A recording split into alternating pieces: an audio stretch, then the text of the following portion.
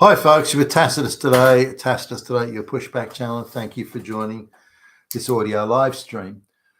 On the subject of non-equal outcomes between black students and other students, and in this case, using white students as the baseline, the ideological fanatics turn themselves inside out on this one, and the gnashing of teeth and the chewing of fingernails, tearing out of hair, as you can sort of almost see it in action as the ideologues attempt to address the issue. Now, the trouble, I guess, is that the difference in outcomes in themselves are seen as that there's some terrible problem that has to be addressed and that can be fixed. And just the lots and lots of money, and I mean lots of money, and a lot of ideological fanaticism, and the problem can be solved. The trouble with ideological fanatics is they don't perceive the world through any realistic perspective. They see the world as something that's a very touchy-feely emotional thing, and they can create, in this case, equal outcomes if they just apply the amount of pressure, push the right buttons, and pull the right levers. And all of these things are ideological in their perception, at least. So let's have a look at a rural black area where, firstly, very few children are going to school. Now, this is a remote area, or fairly remote. So the ideologues say, well, the reason children aren't going to school is because school isn't close enough. They've got to travel too far. People living in the cities, they only have to travel, 10 minutes to get to school, whereas these people have to travel over an hour. So if they only had a school that was closer, then that would be it. The problem is that they just got too far to go. Now, that can be easily sort of, proven to be wrong because of the number of children in the area that do live close to the school. Their attendance rate is 10 to 15%. So it's obvious from that it's not not an issue of travelling time or distance away. Far from it. Again, even the children that live close to the existing school, nonetheless, the ideologues get there. I say, okay, we've got to put a school that's in the middle of that area so that no child has to travel for longer than 25 minutes to school. So they build a school in the middle of nowhere at great expense, and by the way, very well provisioned.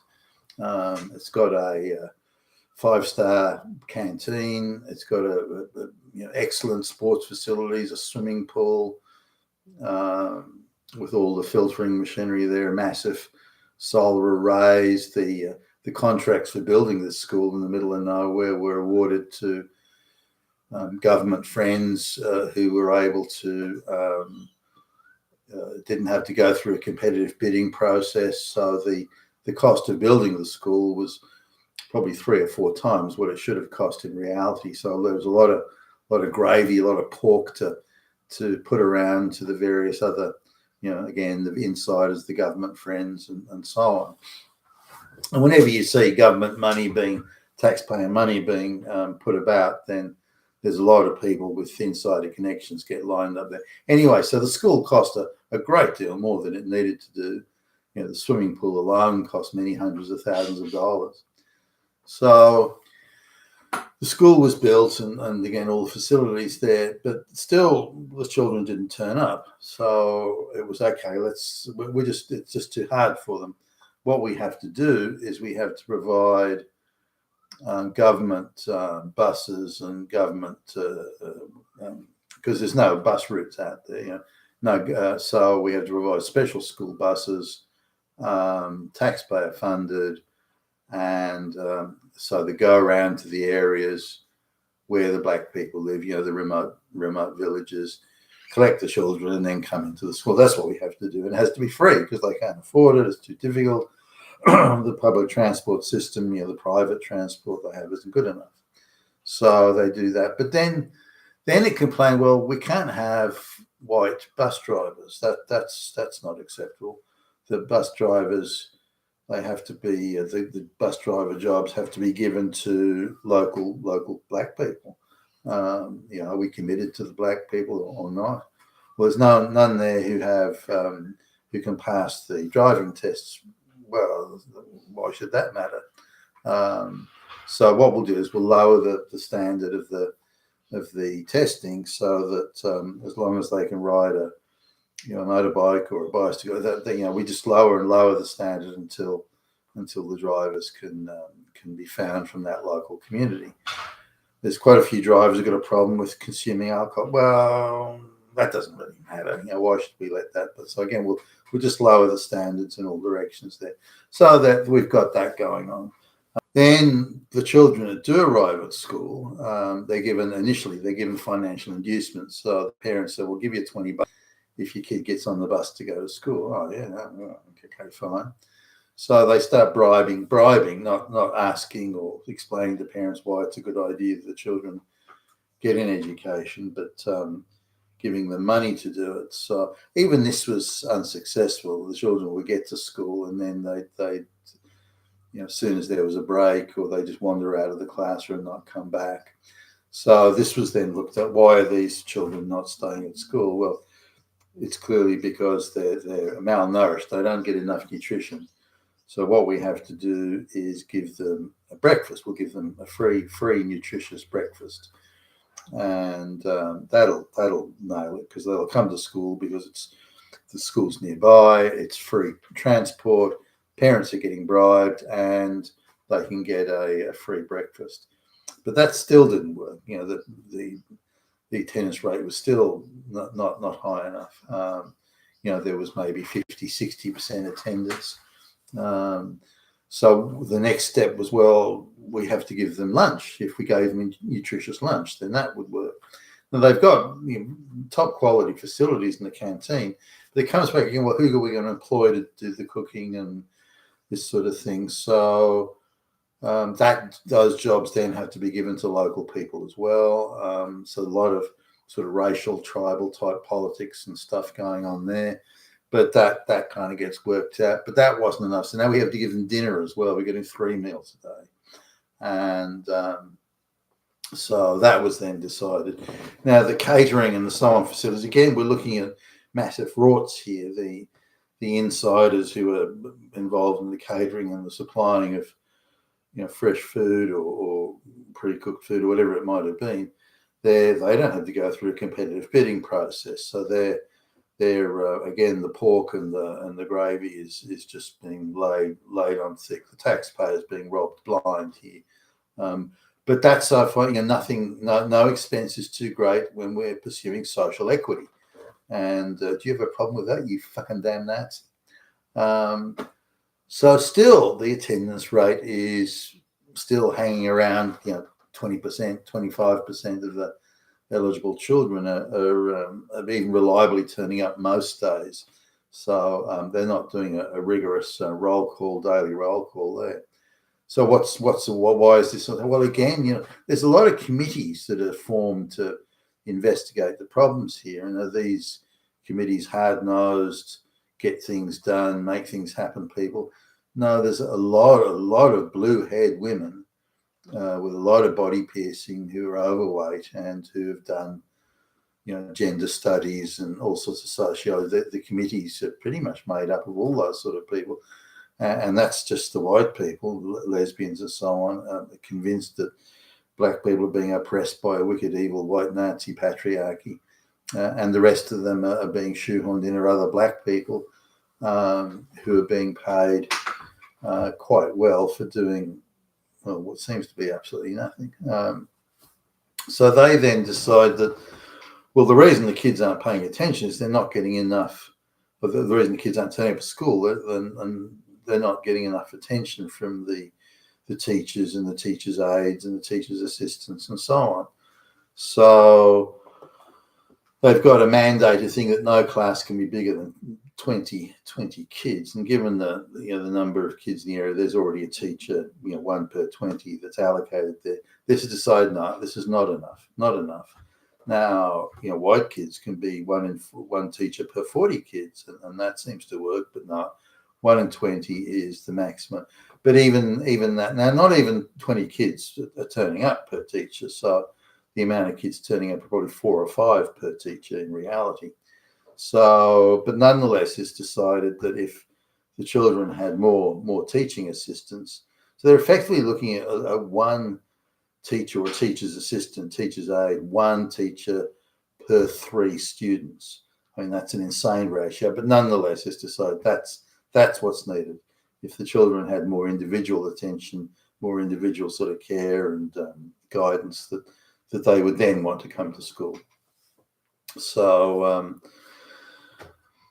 so they gave up the idea of bribing the parents. They thought that was, they didn't want to do that indefinitely. So the attendance rate dropped.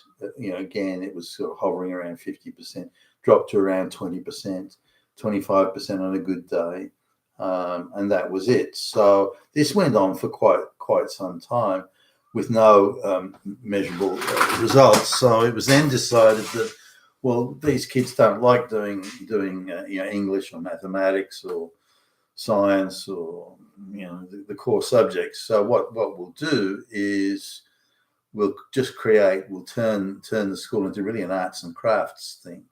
Just the kids can come and have fun.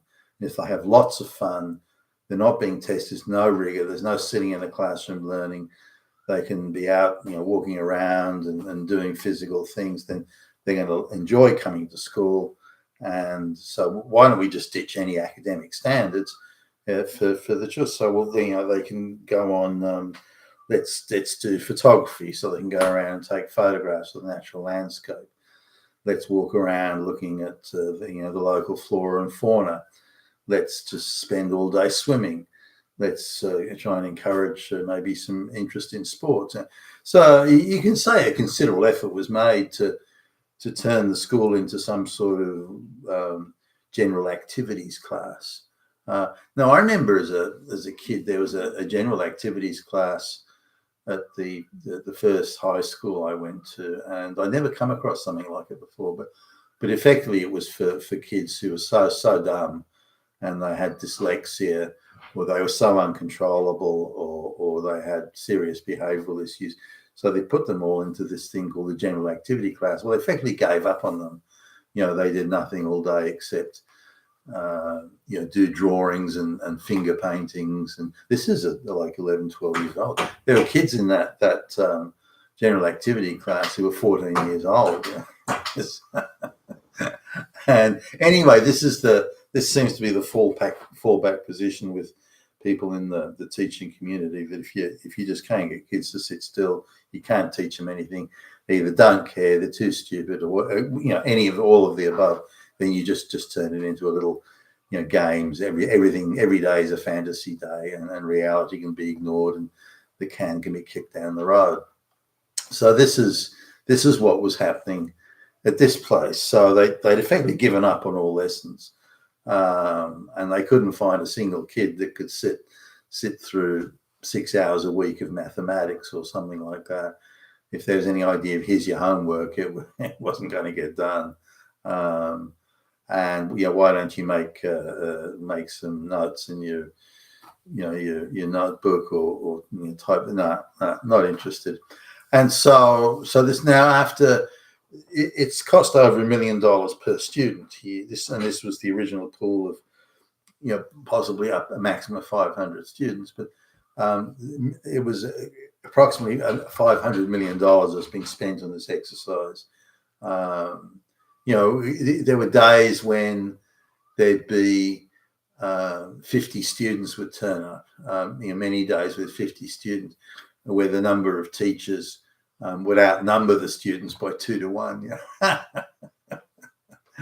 There are also various other things. Kids stealing anything and everything that wasn't nailed down.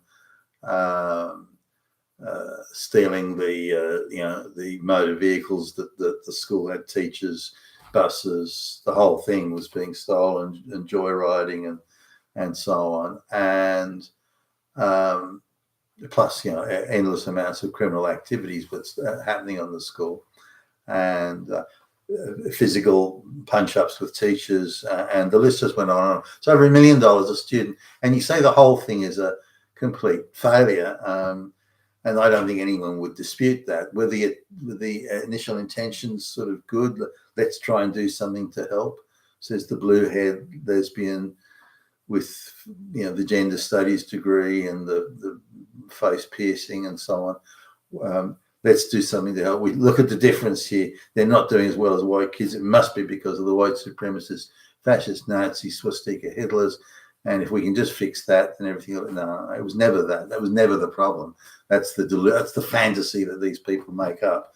This imagined bogeyman that's causing the problems. The problem is that there are certain people who are quite intractable in certain ways, and as soon as that gets accepted, then now this was identified sort of many years ago, and there was an attempt to rectify it by, if say both the parents had died or were both in long-term imprisonment, they would take the child and put them with a white family, so they would get a white person's life perspective and household.